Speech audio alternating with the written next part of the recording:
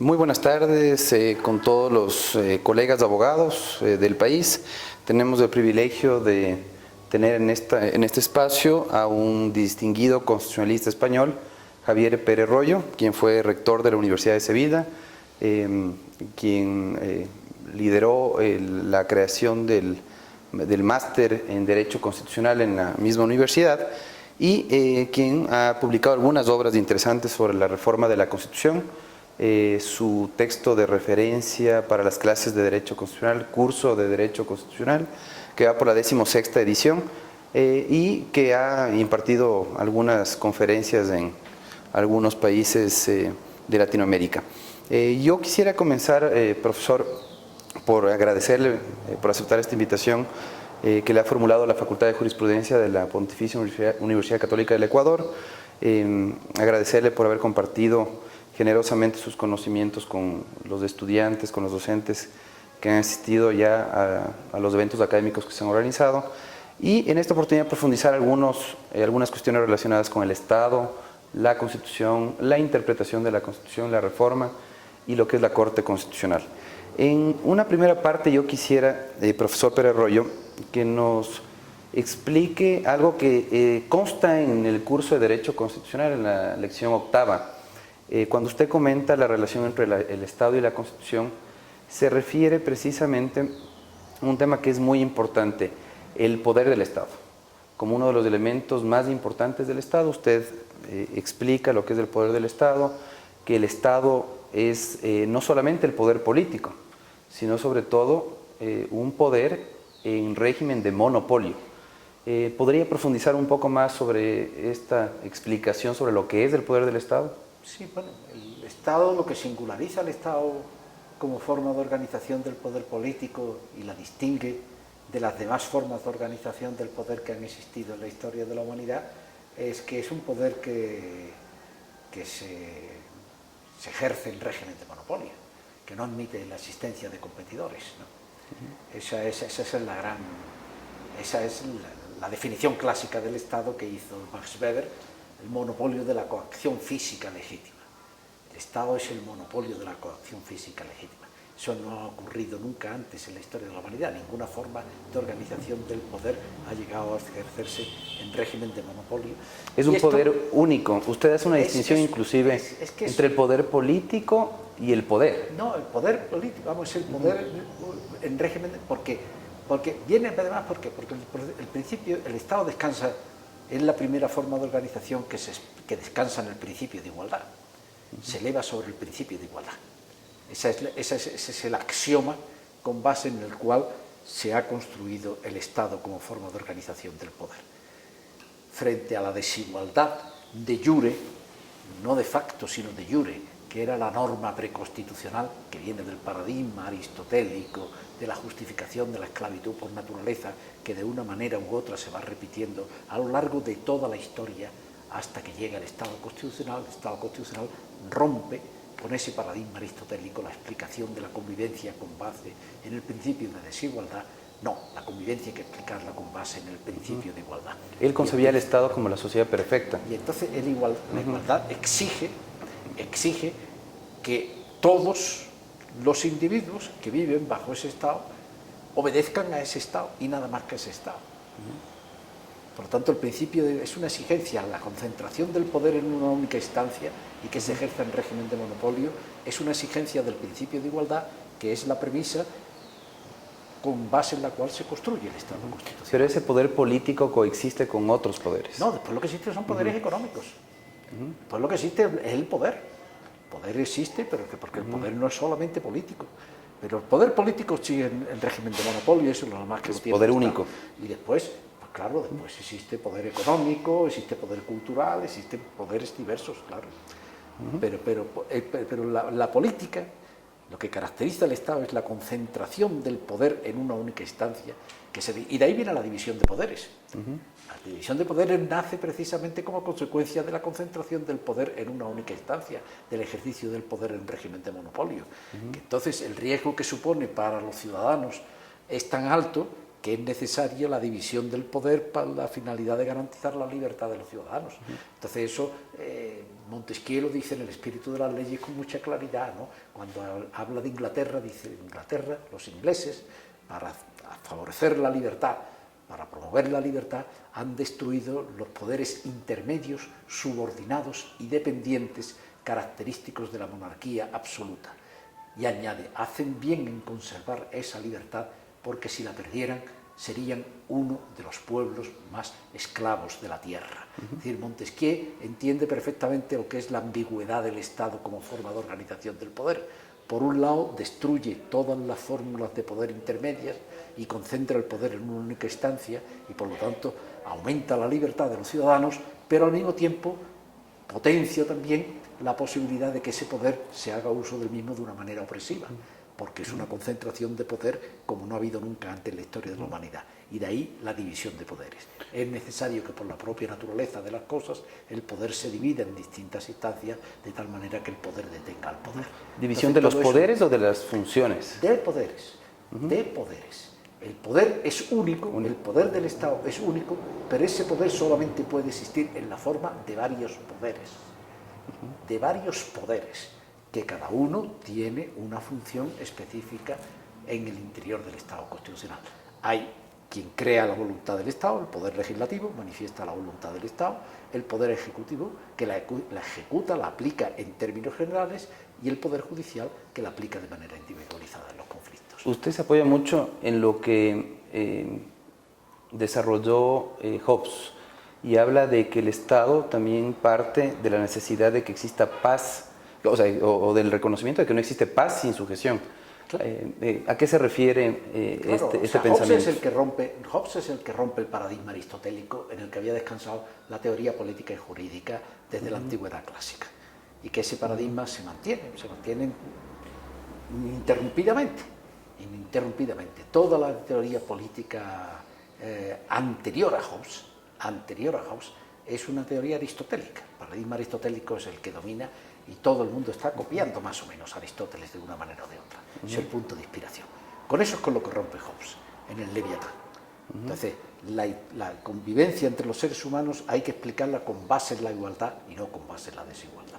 Por muy diferentes que sean los seres humanos unos de otros, todos comparten algo en común, tienen una dignidad que las hace ser seres humanos y no hay ninguno que pueda pretender imponerse a los demás. Y por lo tanto, tiene que haber una convivencia entre individuos que son iguales. Y la convivencia entre individuos que son iguales es una convivencia que puede ser enormemente conflictiva.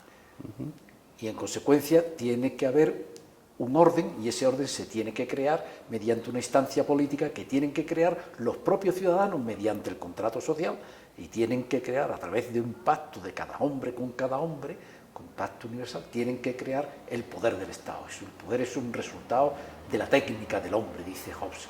Entonces, el poder tiene que ser constituido.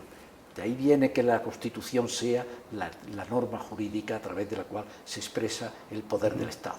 Porque es un poder que no está constituido, sino que tiene que ser constituido.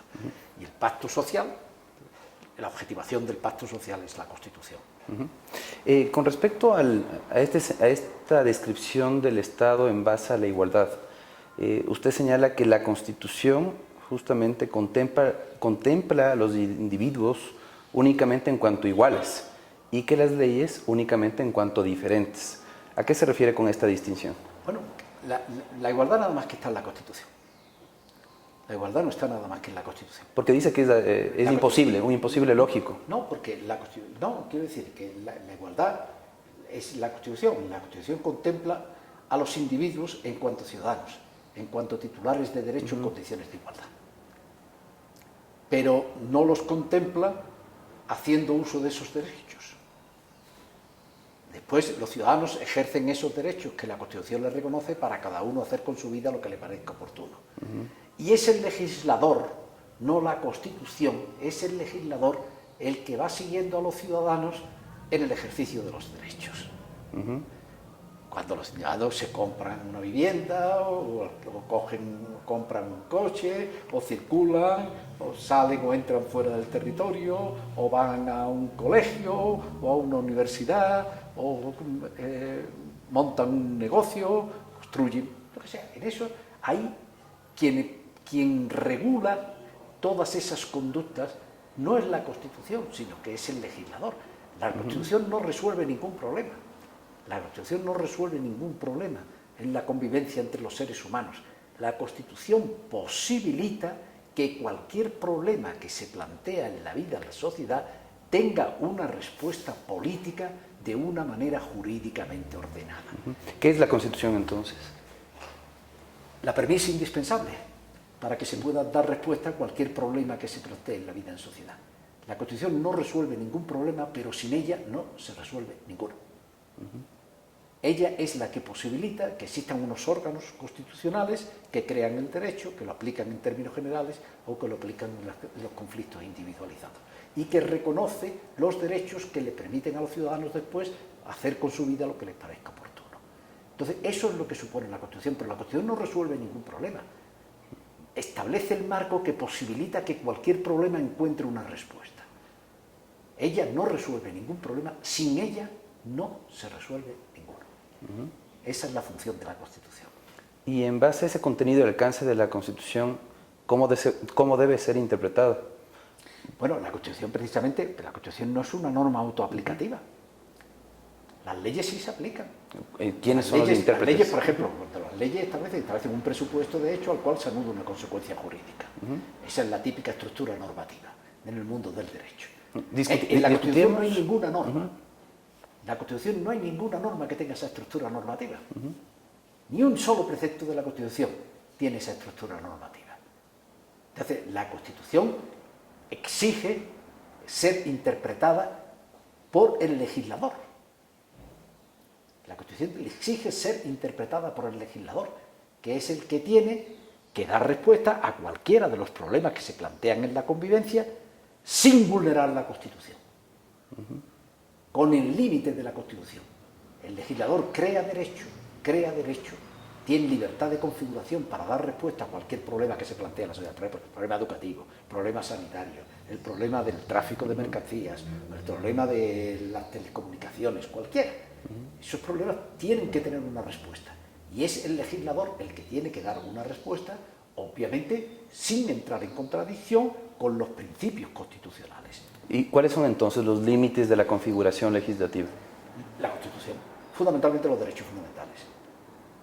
Fundamentalmente los derechos fundamentales y el procedimiento legislativo, claro, las normas procedimentales para la elaboración de la ley, que están en parte en la Constitución, en parte en los reglamentos parlamentarios, que son normas complementarias de la Constitución. Ya que entramos en este tema del control de constitucionalidad, ¿qué opina de esta clasificación que rompe con esta dualidad clásica, ¿no?, entre sentencias estimatorias y desestimatorias, que habla de las sentencias manipulativas, aditivas o interpretativas, en las que el legislador expide una ley, la Corte Constitucional identifica una inconstitucionalidad y la forma de resolverlo sería agregando textos a una disposición legal para que sea conforme con la Constitución. Vamos a ver, la justicia constitucional tiene el sentido de garantizar la supremacía de la Constitución sobre las demás normas que existen en el ordenamiento jurídico. Esa es la razón de ser. Esa es la razón de ser de la justicia constitucional. Para eso es para lo que nace la justicia constitucional. ¿Y qué opciones tiene la Corte? Para garantizar la supremacía de la Constitución sobre todas las demás normas, para garantizar la supremacía de la Constitución sobre la ley, porque todas las demás normas que existen en el ordenamiento están subordinadas a la ley, ¿no? ¿Usted concibe a una Corte como legislador negativo nada más? Claro. Entonces esa es la función, ese es el sentido que tiene. Y ese es el que tiene en todas partes. Después, hay muchos países que ya han ido introduciendo la justicia constitucional en su fórmula de gobierno y la justicia constitucional ha ido teniendo unas atribuciones que no existen en todas. O sea, la única que pertenece a la esencia de la justicia constitucional y que no puede faltar, la de la garantía de la superioridad de la Constitución sobre cualquier norma sobre la ley. La garantía de la superioridad de la Constitución sobre la ley. Esa es la única. Ahora, que después hay tribunales constitucionales o cortes constitucionales que tienen una creatividad extraordinaria y que empiezan. Eso ya hay distintos países, hay distintas. En mi opinión, la función del Tribunal Constitucional es simplemente de ser el legislador negativo. Lo que tiene que hacer es simplemente impedir que el legislador reforme la Constitución sin seguir el procedimiento de reforma previsto en la Constitución. Porque en eso es lo que consiste la anticonstitucionalidad formal. De la ley. Es siempre formal. Una anticonstitucionalidad material acaba siendo siempre una anticonstitucionalidad formal. Lo que la sentencia del Tribunal Constitucional viene a decir: usted ha reformado la Constitución sin seguir el procedimiento de reforma previsto por la Constitución. Y por eso esta ley es anticonstitucional y se expulsa del ordenamiento jurídico. Si usted hubiera seguido el procedimiento de reforma de la Constitución no hubiera pasado nada. Pero como no ha seguido el procedimiento de reforma, entonces la ley es anticonstitucional. Pero esa es la función que tiene el Tribunal Constitucional. Después, pues, hay tribunales constitucionales que han ido autoatribuyéndose competencias que les permiten, pues eso, tener sentencias manipulativas, aditivas.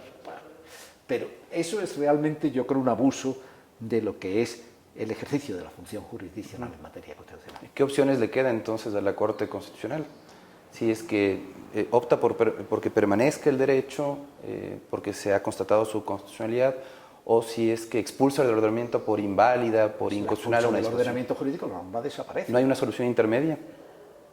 Puede ser la constitucionalidad condicionada. Puede haber, claro, hay fórmulas intermedias. Hay sentencias, que eso para mí sí entra dentro de la función del Tribunal Constitucional, la de la interpretación conforme de la Constitución. Esta ley no es anticonstitucional siempre que se la interprete de esta manera. Siempre que se la interprete de esta manera. Si esta ley tiene estas posibles interpretaciones, por lo tanto el Tribunal Constitucional puede descartar algunas de las interpretaciones de la Constitución por anticonstitucionales y dejar aquella que considera que sí cabe dentro de la Constitución. Eso sí es perfectamente legítimo que lo haga el Tribunal Constitucional. Perfecto. Pasemos a otro tema, profesor. Me interesa abordar una temática que ha sido de su especial interés. Usted ha investigado mucho sobre la reforma constitucional. Hace un par de años publicó un libro, La Reforma Constitucional Invencible. Hace poco también un diálogo con otro constitucionalista fue publicado. En cuanto a la reforma constitucional, usted, específicamente en la reforma constitucional inviable, sostiene que los problemas constitucionales no son problemas de ingeniería. Afirma que son de legitimidad democrática. Por muy buena que sea la ingeniería, sin legitimidad democrática no se va a ninguna parte. ¿A qué se refiere con esto? Vamos a ver. El Estado constitucional es el resultado de la combinación de un principio de legitimidad y de un principio de legalidad. El principio de legitimidad es la Constitución. El principio de legalidad son el resto de las normas que integran el ordenamiento jurídico. Entonces, el principio de legalidad se reproduce permanentemente. Por lo tanto, no necesita cláusulas de reforma. Las leyes se van haciendo por el Parlamento y el propio Parlamento, siguiendo el procedimiento legislativo, pues las va derogando, modificando, haciendo lo que sea. Y lo mismo ocurre con todas las normas en todos los escalones de la pirámide normativa. El decreto que hace el gobierno lo modifica el propio gobierno mediante un decreto, una orden ministerial mediante una orden ministerial y así sucesivamente, ¿no? Por lo tanto, el principio de legalidad es un principio que no necesita cláusulas de reforma porque el órgano que dicta esa norma existe y el procedimiento a través del cual se dicta la norma existe permanentemente. Y por lo tanto, la renovación de la legalidad se hace de manera permanente. Con el principio de legitimidad no ocurre lo mismo. El principio de legitimidad está en la Constitución y nada más que la Constitución. Y una vez que el constituyente ha terminado su obra y ha hecho la Constitución, el constituyente desaparece. El constituyente desaparece y la Constitución queda. Y la Constitución queda con voluntad de permanecer indefinidamente en el tiempo. Pero la Constitución sufre el paso del tiempo, se erosiona con el paso del tiempo, se enriquece y envejece al mismo tiempo. Se enriquece y envejece al mismo tiempo. Y en consecuencia, pues es una norma que tiene que ser reformada periódicamente. Y tiene que tener cláusulas de reforma. La Constitución, la reforma de la Constitución es un elemento que forma parte del concepto de Constitución. Una Constitución sin cláusulas de reforma no es una Constitución. Necesita. El constituyente tiene que decir, cuando yo falte, cuando yo no esté, cómo se podrán introducir modificaciones en el texto que yo aprobé y que dejé objetivado en la forma de Constitución, ¿no? Entonces, la reforma de la Constitución es la máxima expresión del principio de legitimidad democrática, no de legalidad, sino de legitimidad democrática. Es la única forma de renovación del principio de legitimidad en el que descansa el ordenamiento jurídico, el sistema político y el ordenamiento jurídico de la democracia. Y por eso es la norma más, la institución más importante, en la que descansa la vida del Estado constitucional una vez que está constituido, una vez que ya tiene una constitución. Y entonces es, al ser la máxima expresión del principio de legitimidad democrática, cuando hace falta la reforma es porque hay que renovar la legitimidad, porque de alguna manera se ha producido una crisis de legitimidad, se ha producido un vacío de legitimidad que tiene que ser llenado, ¿no? Y para eso entonces tiene que activarse el procedimiento de reforma, que es un procedimiento político, es una acción política, no es un problema, agravado. No es un problema agravado, pero no es un problema de ingeniería constitucional ni de profesores universitarios, por muy listos que nos creamos los profesores universitarios que somos, ¿eh? Eso es un problema que tienen que resolverlo los órganos de naturaleza política, el Parlamento fundamentalmente, y por lo tanto los partidos con representación parlamentaria, que son los que tienen que ponerse de acuerdo, tienen que entablar una negociación de buena fe para compartir un diagnóstico y para ver exactamente qué respuesta se tiene que dar al problema de legitimidad que se ha planteado. ¿Por qué en España no se reforma la Constitución? Es una de las problemáticas que se plantea justamente en esta publicación. No se ha reformado nunca. Eso es un problema que tenemos en España, que lo hemos tenido a lo largo de toda nuestra historia, y por eso en España periódicamente nos hemos visto condenados a hacer procesos constituyentes nuevos, porque saltan por los aires las constituciones que no se renuevan, que todas las constituciones que no se renuevan acaban saltando por los aires. Esto es una evidencia empírica indiscutible de la que disponemos. Y en España eso nos ha pasado y vamos a ver si no nos vuelve a pasar con la Constitución del 78, porque estamos también en una situación ya de crítica, de crisis constitucional. Deberíamos de haber reformado la Constitución ya varias veces, no lo hemos hecho hasta ahora y ahora mismo nos encontramos en una situación muy difícil. Esta es la patología constitucional más importante que tiene la sociedad española. ¿Qué opina de lo que está pasando acá en Sudamérica, en torno a la reforma constitucional? Hay muchas Sudaméricas. Sudamérica son muchos países y no en todos tiene, no todos. Se han ido produciendo, la reforma de la Constitución es el instituto casi, yo diría, que mejor permite conocer lo que es el Estado constitucional de un país y cómo opera el Estado constitucional de un país y cómo ha operado históricamente. Siguiendo los procedimientos de reforma, se puede hacer muy bien cómo ha sido la evolución constitucional de un país, ¿no? Entonces, ahí hay experiencias que son diversísimas, ¿no? Las experiencias son muy diversas, ¿no? En Europa hemos tenido una experiencia que es una experiencia, la de la monarquía parlamentaria de los países del norte de Europa, donde la reforma de la Constitución se ha hecho uso de ella de una manera estable y permanente desde el siglo XIX y no ha habido nunca vacíos constitucionales, y los países del sur de Europa, donde la monarquía tuvo un peso político importante, no hicieron reformas mientras fueron monarquías, y cuando llega el sufragio universal hace que salte por los aires la monarquía. Y la institución de la reforma es una institución republicana. En Europa es una institución republicana, en Portugal, en Francia, en Alemania, en Italia, en Austria, todos los países que acaban con la monarquía y se convierten en república, y entonces se incorporan la reforma de la Constitución a la normalidad constitucional y han hecho uso de la reforma. España es el único país que se diferencia de todo esto.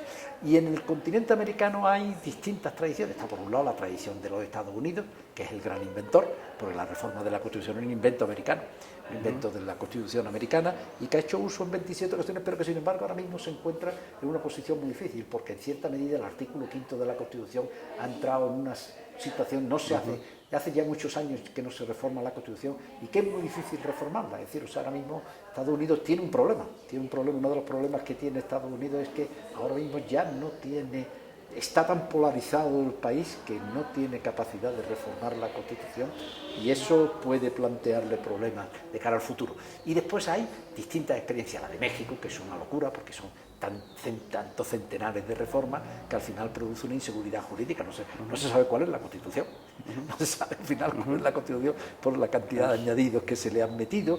Después se ha hecho un uso torticero de la reforma de la Constitución, normalmente vinculado a la no repetición del mandato presidencial y hacer la reforma de la Constitución por detrás de los presidentes para continuar presentándose a nuevas elecciones. Es decir, hay múltiples experiencias y en general yo diría que en Sudamérica, no hay una experiencia que yo calificaría como muy positiva de lo que es la reforma de la Constitución. ¿Y qué actores deben intervenir en el proceso de reforma? Hombre, en principio, ¿Quiénes están más legitimados para hacerlo? En principio, yo creo que las reformas, hay una de las cosas que hay que aprender, porque este es un terreno en el que aunque ha habido mucha experiencia, son muy diversas, no hay una tradición clara, y yo creo que debería de abrirse una reflexión sobre cómo debería ponerse en marcha un proceso de reforma de la Constitución y posiblemente abrir la vía para que realmente pudiera haber alguna forma de manifestación de democracia directa, ¿no? de iniciativa para la reforma de la Constitución en la que se pudiera participar mediante una participación ciudadana, o sea, haciendo una iniciativa de reforma de la Constitución, iniciativa legislativa de leyes de reforma de la Constitución en la que pudieran participar los ciudadanos, exigiendo, por ejemplo, un número determinado de porcentaje de votos, ¿no? Poniendo 5% del censo electoral, ¿no? Que pueda presentar un proyecto de reforma de la Constitución, pero después el estudio tiene que hacerse siempre en sede parlamentaria, es decir, tiene que ser un estudio reflexivo por sede parlamentaria. Normalmente son los parlamentos los que ahora mismo vienen atribuida la función de hacer la reforma de la Constitución, o se podría inventar alguna fórmula de una convención constitucional que específicamente se constituyera a efectos de hacer la reforma de la Constitución y que una vez que hubiera hecho la reforma dejara de existir. En fin, esto ya se podría, pero tiene que haber, hay que distinguir claramente las tres fases: la fase de iniciativa, que la fase de iniciativa puede ser a través de las instituciones de la democracia representativa dentro del propio Parlamento, o puede ser por una iniciativa de democracia directa, el debate parlamentario de fijación del texto de la reforma de la Constitución, y luego, en mi opinión, la ratificación en referéndum, que sería muy importante. ¿Y qué temas deberían estar vedados en estos afanes reformistas? En principio yo creo que ninguno. Ahora se ha hablado, por ejemplo, que el aborto, el matrimonio igualitario deberían ser puestos a consideración de la ciudadanía, a pesar de que son derechos de ciertos grupos, ¿no? Vamos a ver, yo creo que el tema de los límites de la reforma y la existencia de las cláusulas de inconstitucionalidad, en realidad las cláusulas de inconstitucionalidad se inventaron para hacer imposible el retorno de la monarquía. Ese es el origen de las cláusulas de inconstitucionalidad.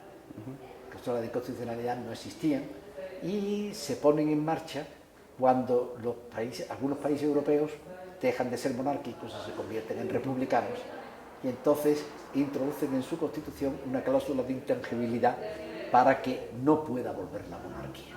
Es la primera que la hace Francia en el año 1884. La forma republicana de gobierno no puede ser objeto de una ley de revisión. Pero eso en cuanto a la reingeniería del poder. ¿Qué pasa con la reconfiguración de los derechos? No, bueno, entonces, esa es la causa. Realmente lo que es irreformable se sabe lo que es. Que son básicamente los derechos fundamentales. Son básicamente los derechos fundamentales y la división de poderes. Eso es irreformable. Eso es irreformable. Acá en el Ecuador, por ejemplo, se dice que por enmienda constitucional no se puede modificar la estructura fundamental de la Constitución. Claro. Entonces, después, de ahí vino ya, todo es que eso vino de Alemania. Alemania, después, la Constitución del 49, la Ley Fundamental de Bonn, claro, habiendo tenido la experiencia del nazismo, pues entonces estableció en el artículo 79.3 de la Constitución unos límites materiales, es decir, lo que es el núcleo esencial, es decir, lo que es la definición del Estado social y democrático de derecho, de la cosa, y la forma republicana. Esto no puede ser objeto de una ley de revisión. Entonces, eso es que no lo va a ser. Es que realmente yo creo que los límites, las cláusulas de intangibilidad, yo creo que no son necesarias. No son necesarias. Cuando se ha producido han sido por coyunturas históricas, bueno, se quedan ahí, pero en una situación de una democracia estabilizada, sana.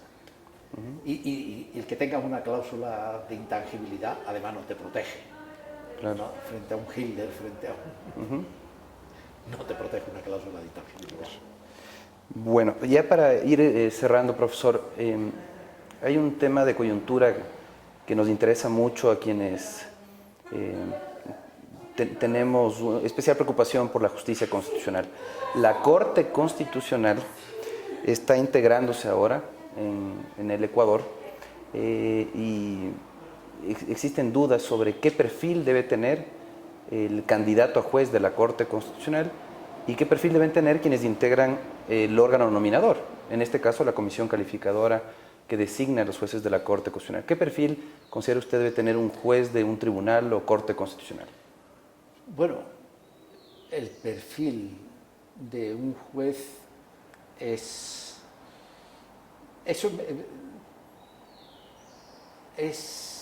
hombre, tiene que ser una persona con conocimiento y con independencia, y con carácter, con criterio personal. Eso es lo que tiene que tener un conocimiento y tiene que tener, es una persona que no solamente sea, sino que parezca. Una persona que tiene criterio propio y que va a ser su criterio el que va a poner en marcha a la hora de resolver el problema con el que tenga que enfrentarse y que tenga entereza suficiente como para resistir cualquier tipo de presión que se le pudiera. ¿Es un actor político el juez de la Corte? No, no debe ser. Pero, claro, Néstor Pedro Sagüez se plantea ese interrogante. No, pero sus decisiones, claro. O sea, es un órgano que acaba teniendo una influencia política extraordinaria. No es un actor político, pero sí es un árbitro. Entonces, el arbitraje, no hay ninguna competición que pueda operar sin un árbitro. Ahora, ¿este árbitro hasta dónde debe llegar? Pues esa es la... ¿Cuáles son los límites del juez de la Corte Constitucional? Los límites de la Corte Constitucional son... ¿Quién controla la Corte Constitucional? Nadie. Ese es un problema sin solución. Es que en el mundo del derecho los problemas no tienen soluciones definitivas. Nosotros en la convivencia entre los seres humanos tenemos respuestas para los problemas. Respuestas que algunos se estabilizan y que ya se convierten en unas. Pero nosotros no tenemos vacunas. La viruela ha desaparecido. Los seres humanos han conseguido erradicar la viruela. Tienen una vacuna y han acabado con la viruela. Ya no hay un caso de viruela desde hace no sé cuántos años en el mundo. Eso no cabe en el mundo del derecho. Eso no cabe en el mundo del derecho. Al final alguien dice la última palabra. Al final alguien dice la última palabra. Tiene el poder dirimente. Entonces, normalmente, claro, la última palabra normalmente la ha dicho el legislador, es decir, la legitimación democrática. La soberanía parlamentaria. Una cosa, y sigue siendo. En esa mayoría de los casos sigue siendo. A eso se ha añadido la justicia constitucional. Como forma para la justicia constitucional hay que tener en cuenta que normalmente los tribunales constitucionales, el control de constitucionalidad de la ley que se hace en un porcentaje de leyes que se someten a control de constitucionalidad es mínimo, muy reducido. La inmensa mayoría, el 90 y tanto muy largo de las normas jurídicas no son sometidas a control de constitucionalidad. El Tribunal Constitucional interpreta la interpretación que ha hecho de la Constitución el legislador cuando se recurre, cuando se interpone algún recurso de inconstitucionalidad o alguna cuestión de inconstitucionalidad, y entonces en ese caso concreto y sobre un precepto concreto normalmente se pronuncia. Bueno, entonces eso es lo que hace soportable. Si el Tribunal Constitucional actuara permanentemente, sería una tercera cámara o una cuarta cámara. Eso sería insoportable para el funcionamiento del Estado democrático. y cómo se legitima, cómo enfrenta la dificultad contramayoritaria. Entonces, normalmente la legitimación viene, la forma de selección es lo primero. La forma de selección es lo primero, ¿no? En el continente europeo, en principio son los parlamentos por una mayoría cualificada. Las mismas mayorías que se exigen para la reforma de la Constitución son las mayorías que se exigen para la designación de los magistrados del Tribunal Constitucional. Las mismas mayorías.